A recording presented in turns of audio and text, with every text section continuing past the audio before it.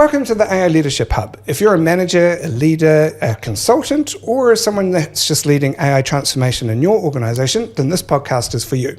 This is episode 1 of our introductory series on the AI Leadership Framework. It's a practical guide for successfully leading AI transformation in your organization. My name is Quentin Heaney, and I've been leading digital transformation since 2011.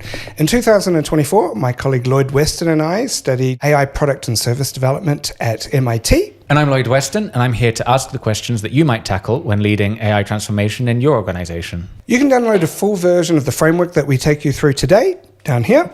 Okay, cool. Let's dive straight into it then. Let's go. We've discovered through our experience that many leaders feel overwhelmed by the hype and the noise that's around AI, and they find it difficult to know what exactly matters, what is valuable, and what is really going to hinder them in this process. Sometimes it's difficult to know exactly where to start and how to lead this kind of change. That uncertainty is what really led us to create this framework. We've also seen many organizations kind of panic buying, committing what we call random acts of AI. They're buying tools, they're launching projects, they're acting in silos, and they don't really have a clear strategy. That it's going nowhere. So this framework tries to group all that together and provide some structure and a roadmap to prevent just that. So one of the biggest concerns with AI transformations is return on investment. And so this framework really gives you practical steps to make sure that you're evaluating the tools that you're going to implement and that you can ensure that there's return on investment. But beyond the technology, and something that's most important to both of us, is the human side of change. So you have to remember that big organizational change like this requires individual people changing their day-to-day work.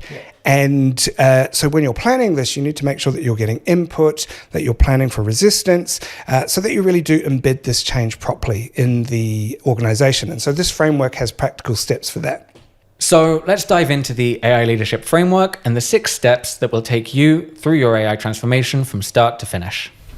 Step 1, establish AI leadership. Step 2, assess current state. Step 3, create AI strategy. Step 4, create implementation roadmap. Step 5, build foundations and pilots. And step 6, lead the change. Step 1 is establish AI leadership. And so that's making sure that you're creating the right sort of leadership and governance structure for the change that has the right people involved throughout the organization. So it can be from C-level, managers in the organization, but also people from the company who are doing the work and making sure that they are being represented as well. Right. So securing executive sponsorship is probably the first one. Okay, so what is it to secure executive sponsorship? I mean, what do you mean exactly here by sponsorship? So what I mean is in each organization, it's important to get C-level executives taking ownership of this or give the mandate and support and give guidance. So there's 2 key reasons why you need to have executive support. One is it's an organizational cultural change that happens here, right? And so culture comes from the top. And so we need leadership to be able to model the behaviors, adopt AI, lead by example. Right. And also practical things like making sure that you're doing an announcement to the organization to say, this is the way that we're going. But the other reason that you need C-level sponsorship here is because when you have different departments in the organization, you might have one who's saying, I'm not doing this. Yeah. And so you need that sort of authority from high enough in the organization to make sure that it's pushed through. And what this allows you to do is to appoint a dedicated AI leader who might not necessarily be in that C-level. Is that right? So that leads us on to our next step. That's right. So in addition to having the executive C-level sponsorship for this, because typically it'll come from the top, not always actually, sometimes it comes from within the organization, a need for this. Right. But you do need a dedicated AI leader. Right. Now, that's the person who's responsible for creating the strategy, responsible for getting input from all of the people in the organization, and it's the driver. It's the person who's going to make the project plan, the change management plan, all of that. But it's very important to make sure there's someone who owns this. And, and how do you choose? How do you go about selecting this is going to be our dedicated AI leader? Yeah. So look, it differs in different companies. Of course. It really depends on the size of the company. If it's a small company, like similar to the company that you're working with at the moment, it could be because there's less people in the organization, everyone sort of pitches in, but so it's not as important, the level of seniority there. In medium-sized companies, perhaps, it may or may not be someone from C-level. It can be someone who is sort of at a director level, a head of a department. You might even have a head of data or head of AI or something like that. But it gets a little bit challenging if it's a little bit below that. Right, I see. Yeah. Okay. Because you do need someone who's able to push and influence, first of all, the people, yes, but also push and influence the people above them, so in C-level and whatnot. And if you go down to director level or below that, you start to get into one department and the influence is somewhat limited. Yep. Right, okay. Agreed. The other part is around the AI Centre of Excellence. So this is something that I've done personally before. Centre of Excellence is, and particularly for an AI Centre of Excellence, what you need is representation from across the organisation. I'm going to stop you there because coming from small organizations, which are my specialty here, there aren't really enough people to have an AI Center of Excellence. So I want you to explain a little bit more what it is before we go into... Yeah, sure. So a Center of Excellence is like a guiding committee of people who have enough authority and enough sort of gravitas to make sure that the implementation happens. Right. So, for example, it could be a small group of 2 or 3 people, or it could be a broader group of 10, 15 people, representatives from different parts of the organization. Right. But essentially, they are a group of people that meet on a regular cadence. So to start with, it could be weekly or even more. And as you're managing the change and as you're starting to roll it out, they meet a little bit less frequently. But essentially, they're a group of people, and sometimes this can double as your data management committee as well. Okay. But typically, you want department heads in there and people who are doing the work, so that they can perhaps represent data the work scientist, or perhaps somebody from... Okay. Yep. But the other thing is, it can also just be people that have influence in the organisation. Yeah. Or the enthusiasts. The enthusiasts, the champions. Champions. Is what we call them. Champions, exactly. So, again, it's just important to get that input from the ground up, as well as enough authority to sort of make the change happen. So then you're really covering, from top to bottom. Yep. Okay. Yep.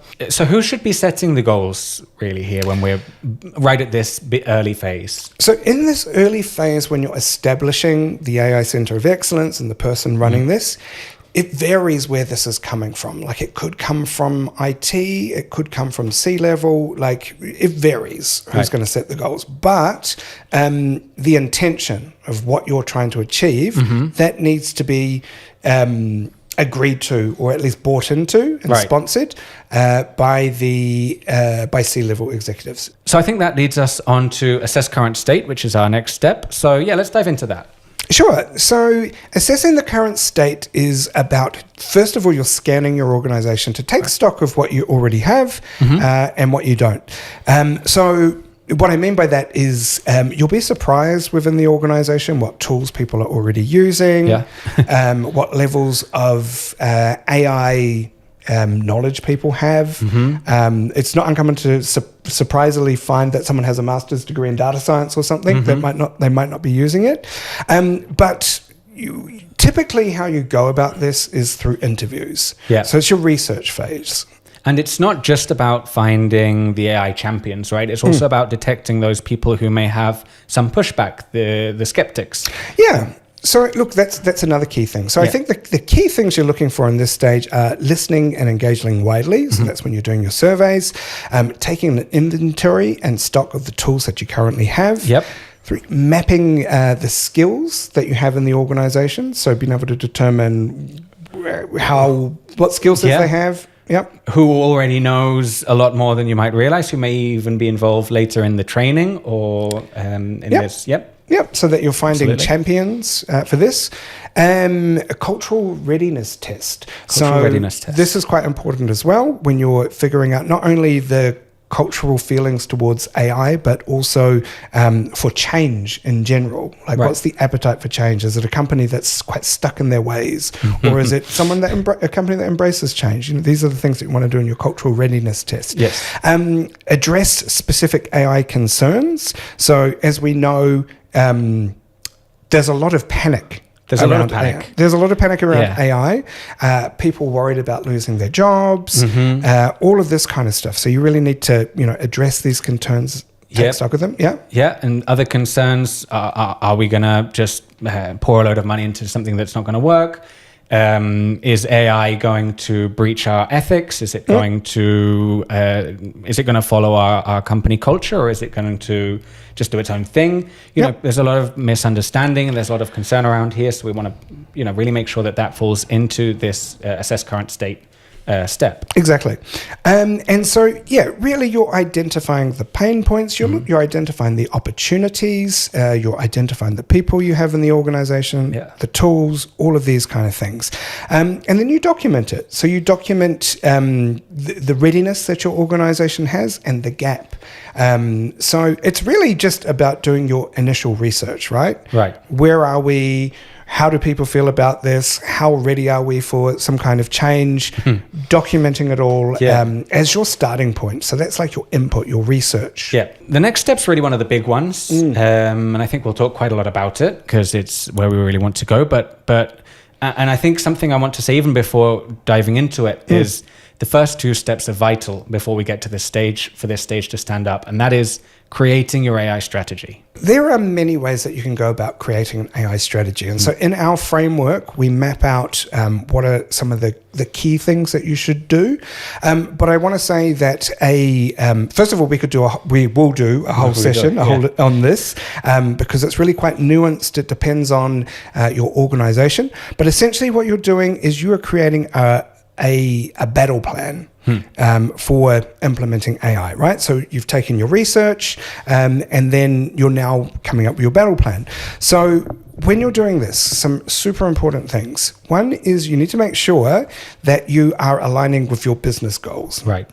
To start off with a lot of organizations, you have a separate AI strategy, but the goals shouldn't be separate from the full organizational strategy. Of course. You know what I mean? Like, so you look at whatever your organizational strategy is and you think about how can we use AI to enhance? How can we use AI to better understand our customers? How to include more efficiency?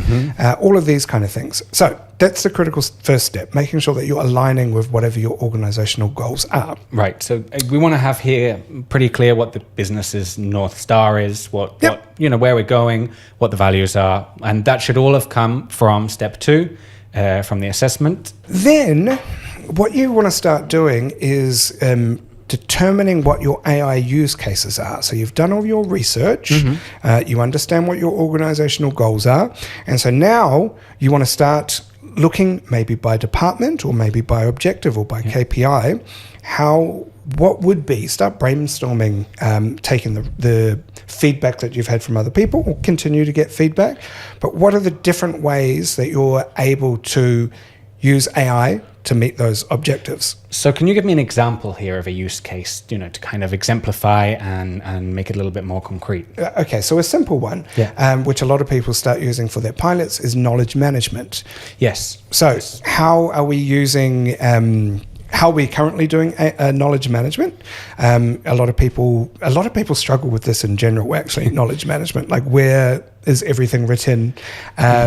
What's right? What's a little bit off? What's old? What's outdated? Exactly. So knowledge management is a good example. You can use AI to scan through the different sources that you have. You can run bots over them to determine, so you can query your knowledge management system instead of having to manually go through or search. Yes. I think a good point to call out about this in particular is when you're applying AI to knowledge management, like previously search was like based on parameters, find this, find that. Applying AI to knowledge management is more around think intelligently around the different sources that you have. Don't necessarily follow the exact instructions. Let the AI think for itself and parse the, I'm not sure parse is the word actually, but go through. Search through the data. Search through but apply intelligence to what you're searching. So context and, using the artificial intelligence to figure out what you're really trying to search for. And I think something really important here is to think that now we're applying generative AI. That's so right. when we're creating this knowledge base or we've carried out our knowledge management, take into account that the LLM that you send in to retrieve this information is going to generate a response to your user. So you really need to make sure that data governance has taken place beforehand, because without it, what the AI generates has a much higher likelihood of making mistakes and of getting it wrong. This is a really good point. Specifically, when you are looking at something like knowledge management, it's super important to know it's not as easy as just buying new software or new features, right? There's a whole process around making sure that the data is clean, making sure that you have a training plan there, because you don't we've seen many companies just buy tools and then no one uses them. So you need to, you need to get people's input into them. You need to get buy-in. You need to make sure you're planning your training. You need to make sure that you're planning, anticipating resistance, because people will resist. And so, this is all stuff that we go into in the framework, just making sure that you're taking a really sort of thoughtful approach to, it's not as easy as just buying some software. So other really important use cases or typical ones in this process are things like customer reviews. Trying to figure out what customers are, making intelligence of what customers are saying in the different sources. Getting tools like ChatGPT or Copilot or whatever, whatever it might be, and rolling that out across the organization. That's another really common one. But then, also there are things like making sense of the databases, and a lot of companies collect a lot of data, and finding ways to have bots that pull intelligence from the data that you're already collecting in your organization. Right. And getting back to our AI strategy, so of course one of the next steps is to set clear outcomes and metrics. That's right. So once you have gone through and you've brainstormed and you've got input and all of this kind of stuff around what some candidate might be, candidate software, AI tools, what you need to start doing is prioritizing these. So you need to say, okay, well, because typically when you roll something like this, you want to start with some pilots, right? But you want to look at them, which ones make sense. You want to start researching. You want to start contacting vendors. You want to, the key different projects that you might have, you want to go through and you want to start validating them, researching, finding solutions, etc., and then trying to just determine which one of these are feasible and which you should sort of prioritize and work on first. Yeah. Something that's very important at this step is to gather this cross-functional input. That's right. So what do you mean by cross-functional input? It's quite a bit of a mouthful. Cross-functional input is just making sure that you're getting input from across the organization. So when you're creating your AI strategy, not only the different levels, like the people who are doing the work, but also making sure that you're covering different departments and you're getting input from them around how AI might be able to make their days easier. So, looking at finance, looking at your production lines, looking at marketing, there's many different parts of the organization where you want to be getting this input and prioritizing. And I mean this to say, when you're prioritizing which to work on, think across the organization. Okay. As part of creating our AI strategy, we need to start on our high-level roadmap. Now, we're not getting into as much detail as we will in step 4. But let's dig into this a little bit. Yeah. So creating a high-level roadmap is, what are the key chunks and milestones that you're hoping to achieve with your AI strategy? Typically, the AI strategy is a living, breathing document, right? And it'll change, and it's a good idea to change, as it must change. Exactly. And so as you're finding new use cases, you map out your high-level roadmap, but know that you can have flexibility there.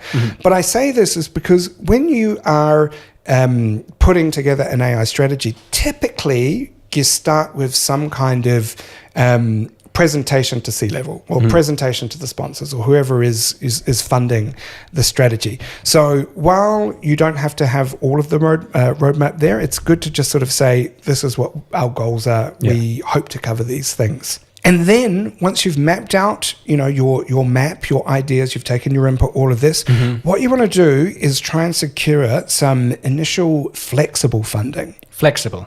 Yep. So what do you mean by flexible funding? Yeah, sure. So what I mean by flexible funding is instead of necessarily saying, I want this money for the chatbot, I want this money for etc. Right. Really what you want to try and secure is like a pool of money.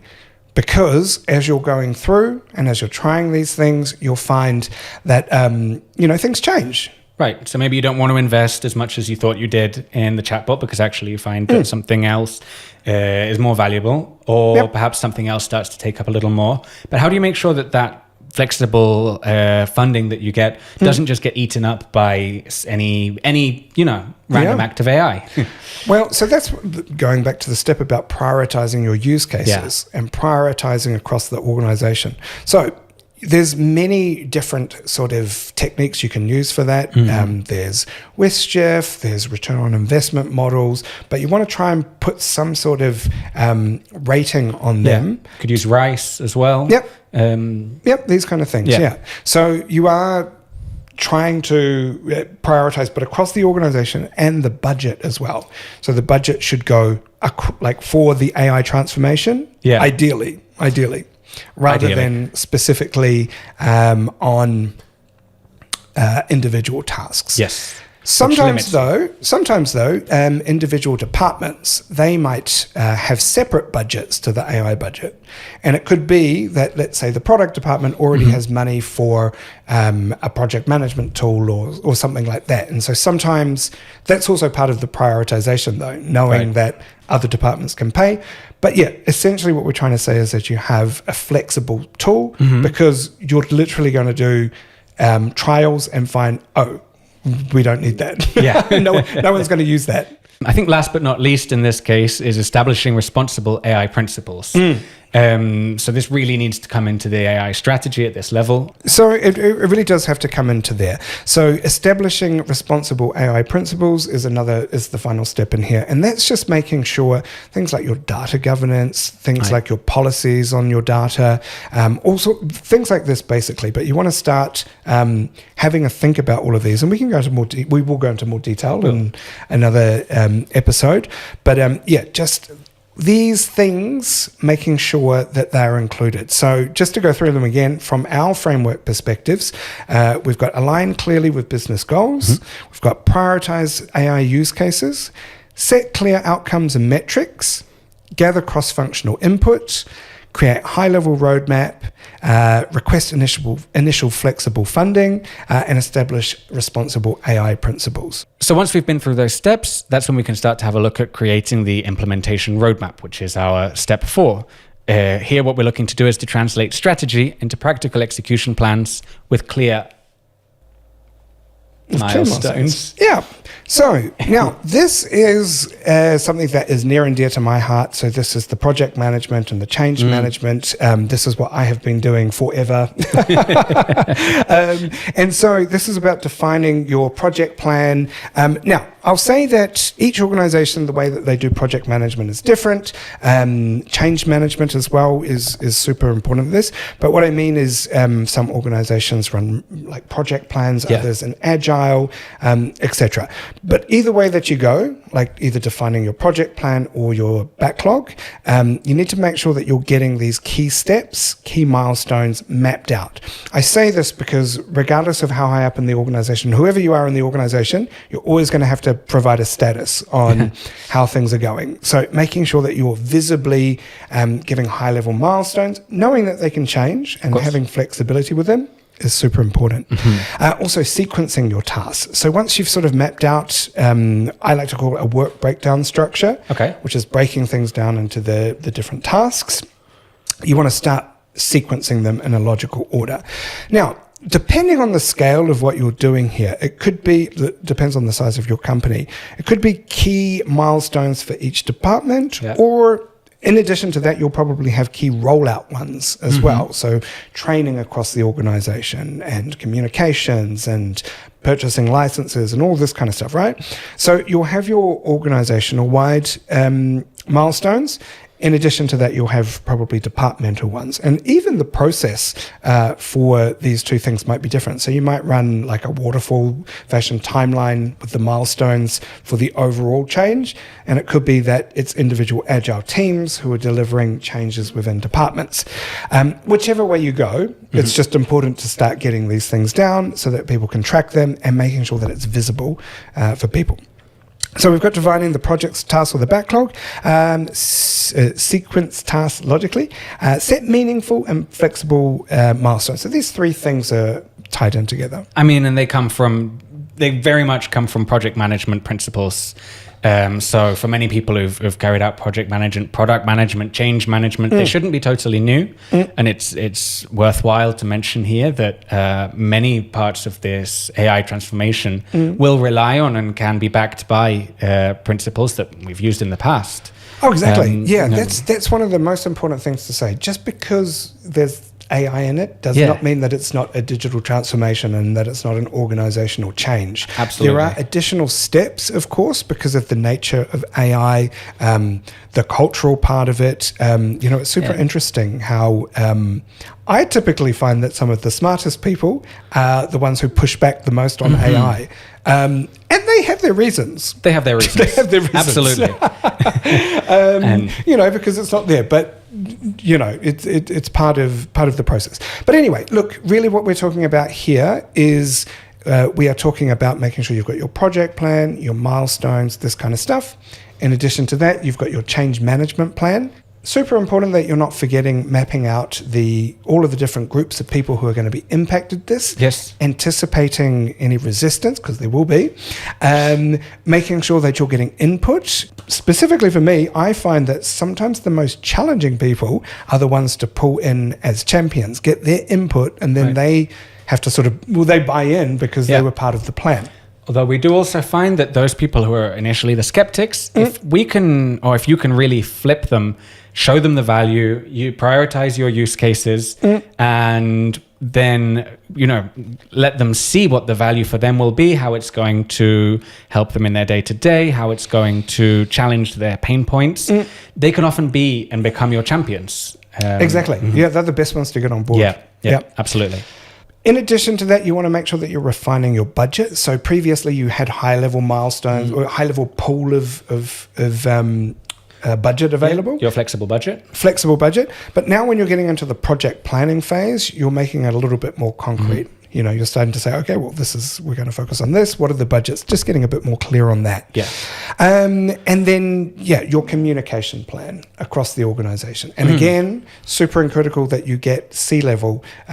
It's like if you can get the CEO to explain to people that this is a cultural change, talk about how, we want to make it work for us, work alongside the AI. That kind of communication and ongoing communication is super important. So this is where you step back to your AI leadership.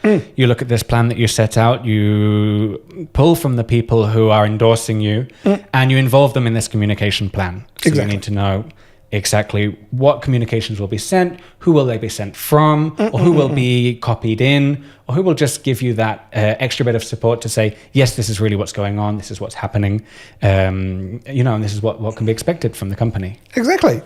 And then it's just tracking and communicating ongoing. It really helps to have a dashboard. Dashboards. Everyone wants to see dashboards. Yes. I've been in trouble for not having dashboards.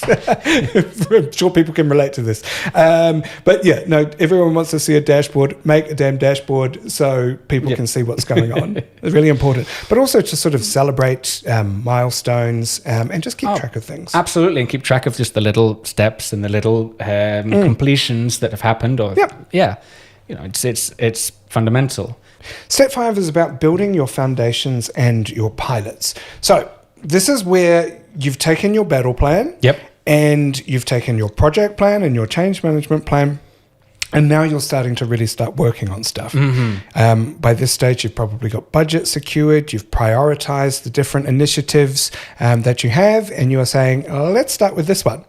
Yes. So in this phase, there's two categories of things that you'll start on. One is your foundational stuff. Yep. So making sure that your databases are in order and that you have, data governance and, things like buying ChatGPT licenses for the organization or whatever it might be. They're the sort of like baseline, checking off your data, making sure that you've got the systems in place for this.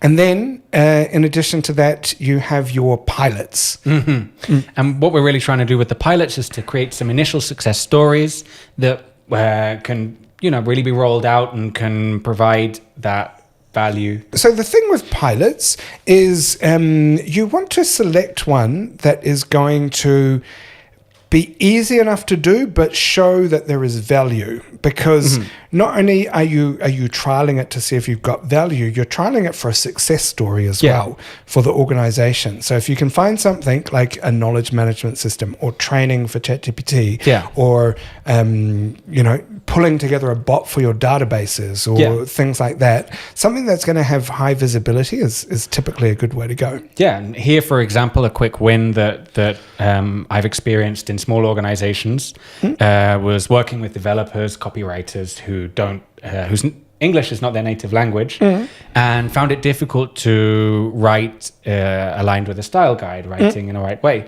So we wrote up the style guide. We took from all the departments exactly how things need to be written. We set that out. We trained our model on it, and then we created this AI that the teams could use simply to copy in any text that they're writing to say, hey, is this aligned with the company's writing style, with the guidelines? A quick win, really came about quite quickly, and it really shows how AI can both support the workers, support those people who are writing the copy, and support the organization in creating a more valuable and more homogenized product where everything reads the same. Good. I use those as well. We use one for the framework, actually. Yes. So when you're selecting a pilot, high visibility is important. But here's the thing. Sometimes pilots don't work. And that's okay. Because to be honest, it's better that you pilot something on a small group of people and then find that it doesn't work instead of going big, going all out, and then finding out that it doesn't work. Exactly. Yes. So there's a lot of learning in pilots. You realize. So I've seen pilots where, in theory they're fantastic, but when the people who actually have to do the work and are supposed to get value from them, they're just like, this doesn't. It's not what's working. The point in this? Exactly. What am I supposed to do with it? It doesn't help me. It's or what we often find with these type of tools is that they find it's more work to use the tool than it is just to do without it. So 100%. And that can also depend on organizational maturity. I think I find this a lot. I find it that it's not that the tool isn't providing you value or isn't going to provide you value. It's just your own processes internally and your way of working might not be mature enough to actually take advantage of the tools there. But these are things that you've got to learn. Right? And that's why you pilot. Pilot on a small group of people if possible.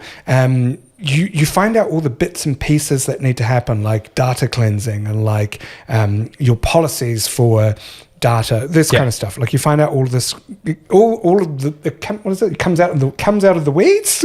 It comes out of the woodwork. Comes out of the woodwork. Whatever. All of this starts to appear. It's like exactly. Like you realize on a small group of people, this is either a go or a no go, and the level of effort that it's going to take to roll this out. So pilot's super critical, and also the foundational stuff. And of course, this all comes down to the internal capabilities that you start to build. So as you build these pilots, whether they fail or not, we're learning, and we must learn, iterate. This is an iterative process. And the capabilities that all of these people involved in the process will start to grow, will start to build, and the next pilot will likely be more successful. So then the final step that we have is about leading the change. Right.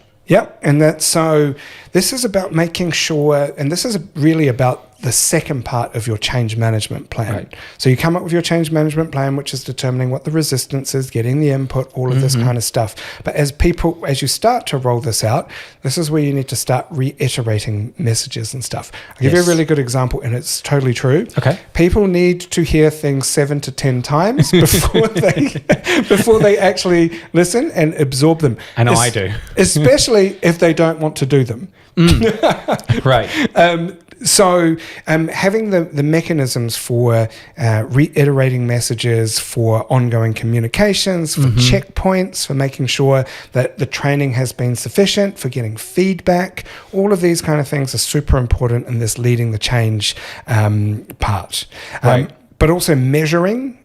So typically when you start off these pilots, you have KPIs and that kind of stuff, and especially when you're launching as well, success metrics. Yep. And so you're making sure that you're continuously reviewing to make sure that this is on track and that you're actually delivering the value that you need, or that you set out to achieve. Exactly. And it may be that the KPIs that you set back in the beginning, well, they don't make sense. So everything here is really iterative, can change, but it needs to be followed, measured, and set on track. So now that we've gone through really the 6 steps, all of which we will dive into much more deeply in our coming episodes, and we will provide many more actionable steps, concrete examples. Well, you've got a little bit more about what's coming up. Have additional episodes for each of the steps where we dive into more detail with practical examples and with tools that you can use as well. But again, you can download the framework now, which is available there. And so with that, that's us. Thank you, Thank Quentin. you. Thank you for spending your time with us. Yes. If you'd like this, like, comment, and subscribe. Download the framework, and you can follow us. Our details are in the description below. Thanks again. Thank you.